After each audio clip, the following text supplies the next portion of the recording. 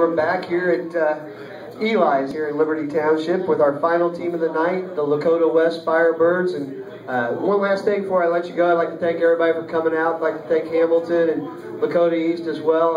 And this fall, on 15:30 a.m., before and after the St. Xavier games on Friday night, we will be having game night. It is the Children's Sports Medicine High School Football Tonight show.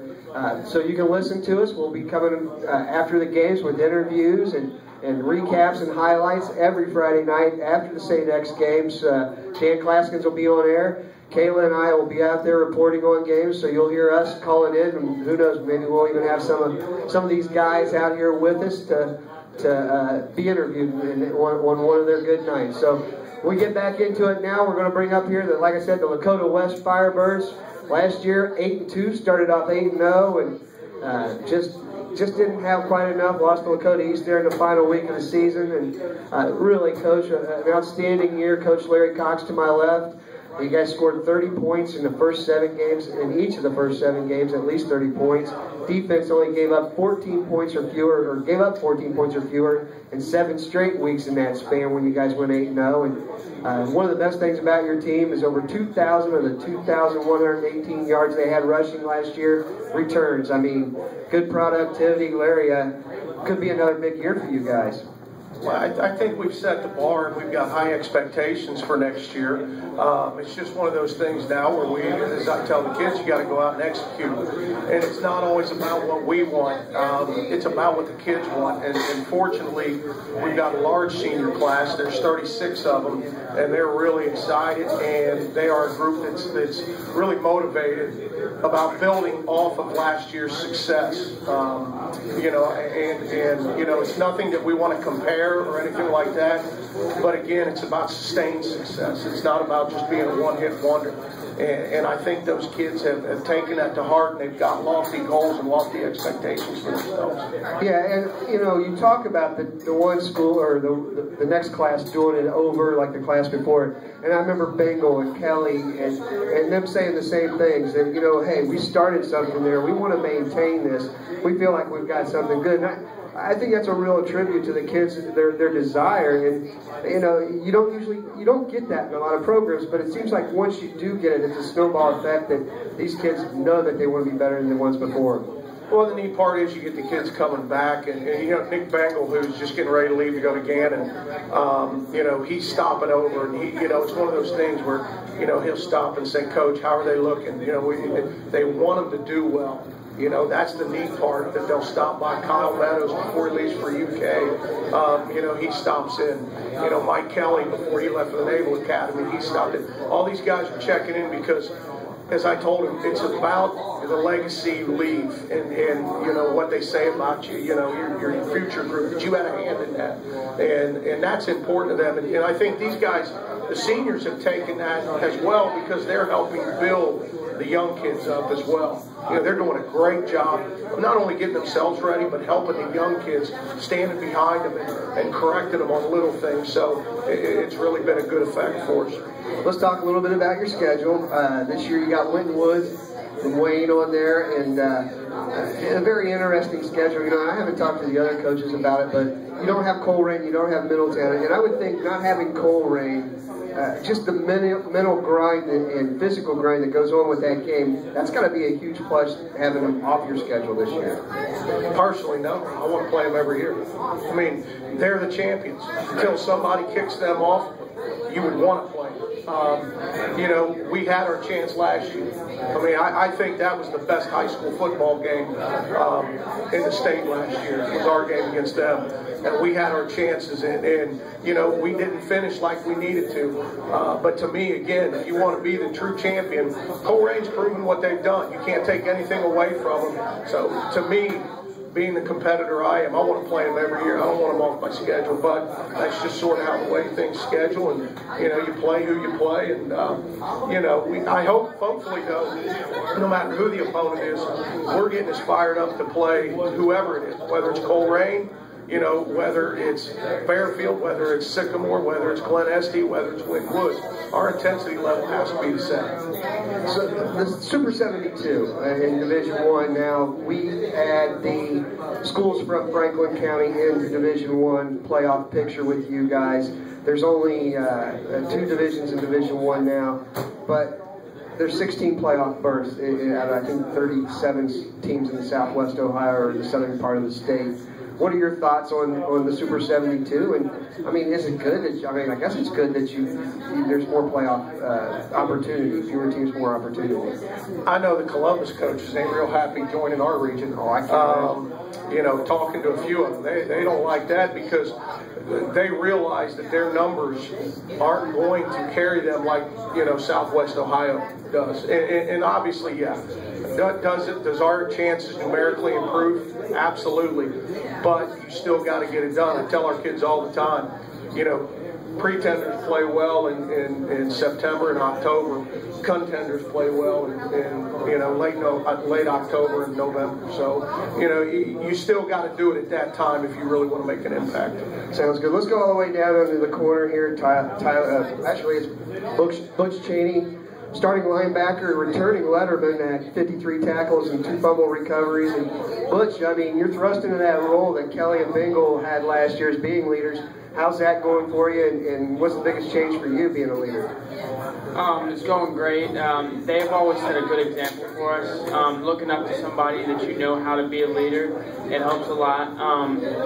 Being a leader this year is it feels good. Our team this year, we're extremely motivated. We know what we're trying to get to, and we know where we need to be. Looking at your defense, tell us a little bit about what you like coming back on that side of the ball. I know there's quite a few players that are gone off of that list, but who are you looking for to step up on that side of the ball with you? We're looking really forward to Tyler Jones. He's playing DB this year.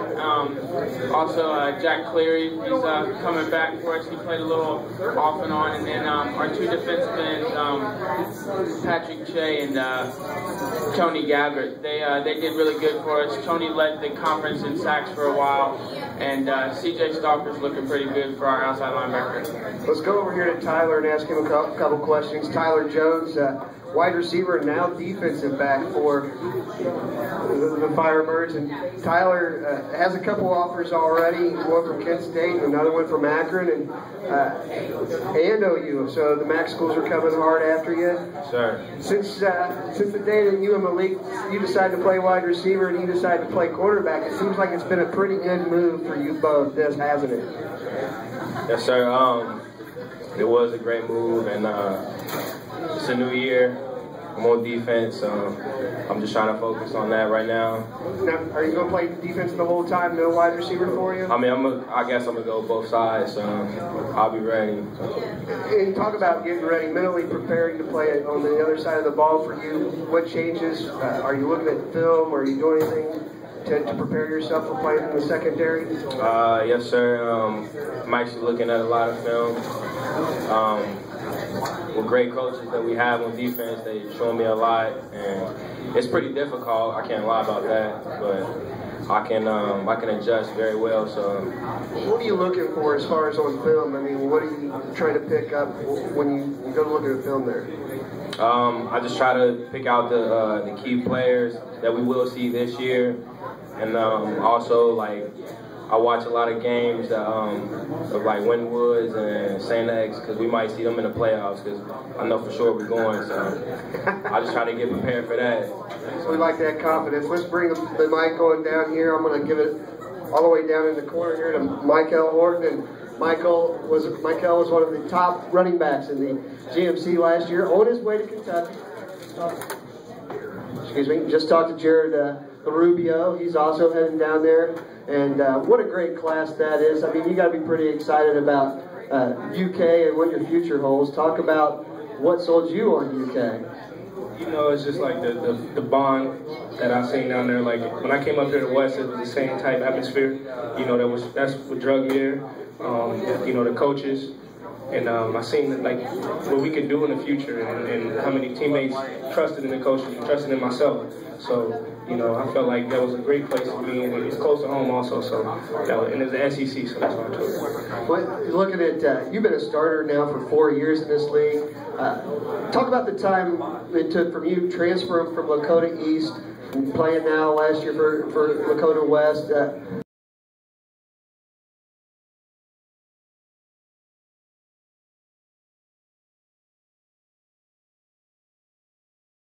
You know, I had great friends like Bobby Brown and other people, Jared LaRubia and Eric Eichner. So it was pretty hard to leave them, but you know, I felt like it was a great move for myself to come to West because I met also new friends and also a great coach that helped me out as far as the future. You know, he's got my life set and he got my priorities straight. So you know, that was a great move, and you know, it was hard for me, you know, to play against them and all that because they was my friends. But you know, I got family over here too, so you know, I'm forever gonna be a Firebirds. You know, it's not changing. Sounds good. Week 3, you guys played Dayton Wayne. On the other side of that football, be a linebacker wanting to hit you an awful lot, Dorian Hendrickson. He's going to Kentucky with you, but playing a team like that, out of conference, you know, talk about getting up for a game like that and focusing on such a good team. You know, I wake up, you know, Coach Cox told me is, you know, treat every game like the same. You know, so waking up and getting ready for the same, for Wayne is no different than me waking up getting ready for Hamilton or Middletown or Colerain. You know, I treat every game the same. And, you know, but to have a teammate that I'll be with in the future going against him is going to be pretty cool, pretty awesome. You know, I play Mike Edwards first game also, so, you know, it's going to be pretty exciting. Okay, now, you carried the ball quite a bit last year. After the season, how did your body feel, and what did you do this year to get yourself more prepared for handling such a heavy load?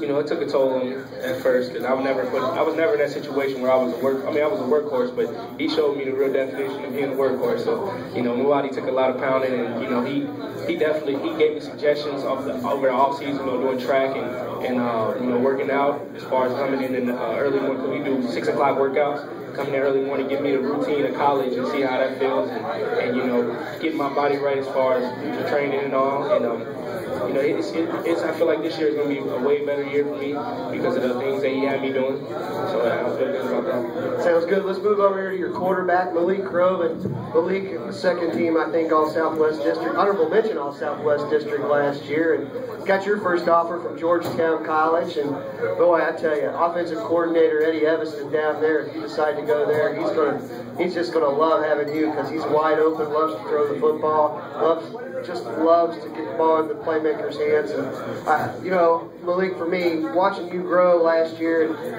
really impressed with what you did at quarterback. You really took ownership of it. Talk about last year and really taking over that position. Well, for me, I like the little things. I'm not the tallest, fastest, strongest, but I like to watch a lot of film and try to pick spots where I can succeed. So that's my little method. Your camp this year, your camps you went to this offseason, I know I saw you at the Rivals camp. You performed pretty well that afternoon. But talk about what you did this offseason as far as camps, where you went, and what you were working on to get yourself better.